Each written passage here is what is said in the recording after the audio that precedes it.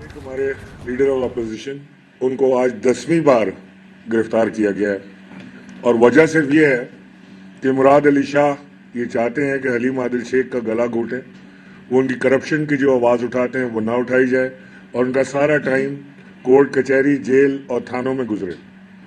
وہاں پر جو S P اس وقت موجود ہیں وہ رانا ثناء اللہ کے چہیتے اور ان کے خاص وہاں پر لگائے گئے ہیں۔ یہ کہنا چاہتا ہوں کہ رانا ثناء اللہ کے دن تھوڑے ہیں، لہٰذا آپ پرسنل نوکریوں سے نکل کے اسٹیٹ کی ملازمت کریں، جو حق اور سچ اور قانون کی بالادستی ہے اس کے لیے کام کریں۔ حلیم عادل شیخ کو کل رات تھانے میں زد و کوب کیا گیا، ان کے گھر سے کھانا آیا جو واپس بھیج دیا گیا بستر کے بغیر، وہ زمین پر سوئے اور اس کے ساتھ سیل میں انہوں نے ان کے لیے خاص انتظام کیا تھا کہ کچھ چرسی موالی چور ڈکیت بھی ان کے ساتھ سیل میں ڈالے گئے۔ یہ میں سمجھتا ہوں کہ خان صاحب نے بھی اس کا بڑا سخت نوٹس لیا ہے اور یہ ایک دعوت دے رہے ہیں پاکستان پیپلز پارٹی والے عمران خان کو کہ وہ آئیں اور سندھ میں اس ظلم و ستم کا خاتمہ کریں، اور اس دعوت کو سندھ کے دل سے عمران خان صاحب نے قبول کیا ہے۔ آج ہماری بات ہوئی ہے خان صاحب سے، ہم انشاءاللہ اب بھرپور طریقے سے سندھ میں اتر رہے ہیں۔ عمران خان صاحب سندھ میں ڈیرا جمائیں گے، وہاں سے زرداری اور ان کے ہواریوں کا خاتمہ کیا جائے گا، ان کی سیاست کا، اور انشاءاللہ سندھ کے لوگ ایک نیا سورج طلوع ہوتے ہوئے دیکھیں گے، جیسا کہ پنجاب اور کے پی اور بقیہ پاکستان کے حصوں میں لوگوں نے دیکھا۔ سندھ میں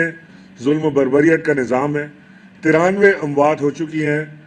اس وقت بارش کے اندر، جس میں سے 47 بچے مرے ہیں، لیکن مراد علی شاہ کا فوکس پاکستان تحریک انصاف اور حلیم عادل شیخ کے اوپر ہے، لیڈر اپوزیشن کے اوپر۔ مراد علی شاہ صاحب سے میں کہنا چاہتا ہوں کہ ظلم آپ اتنا کریں جتنا سہنے کی طاقت ہو آپ کے اندر۔ انشاءاللہ آنے والا وقت یہ بتائے گا کہ پورے پاکستان سے سندھ سمیت اس ظلم و بربریت کا خاتمہ ہوگا۔ گریجولی جو شروع ہو گیا یہ اب رکے گا نہیں سلسلہ، انشاءاللہ یہ سندھ تک جائے گا، اور سندھ میں عمران خان صاحب بھرپور اپنا ٹائم لگائیں گے۔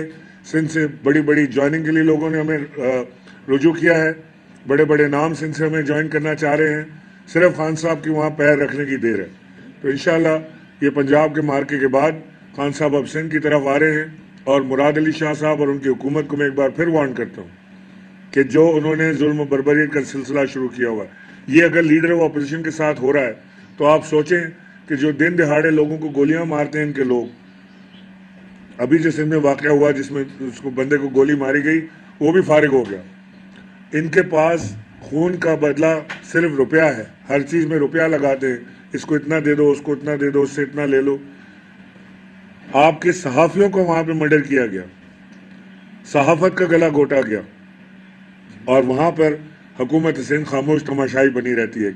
کیونکہ ان کا نظام اسی ظلم کے بیس پہ چل رہا ہے۔ میں بلاول بھٹو، آصف علی زرداری، ان دونوں کو میں کہنا چاہتا ہوں کہ سندھ میں بسنے والے سب لوگ سندھی ہیں، اور آپ جو ڈویژن ڈال رہے ہیں سندھ میں اس وقت پشتون سندھیوں کے درمیان، مہاجر سندھیوں کے درمیان، پنجابی سندھیوں کے درمیان، یہ ایک نیا رخ دینا چاہ رہے ہیں سندھ کو،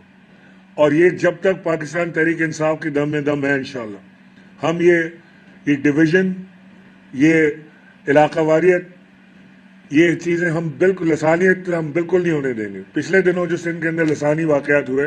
جس کے اندر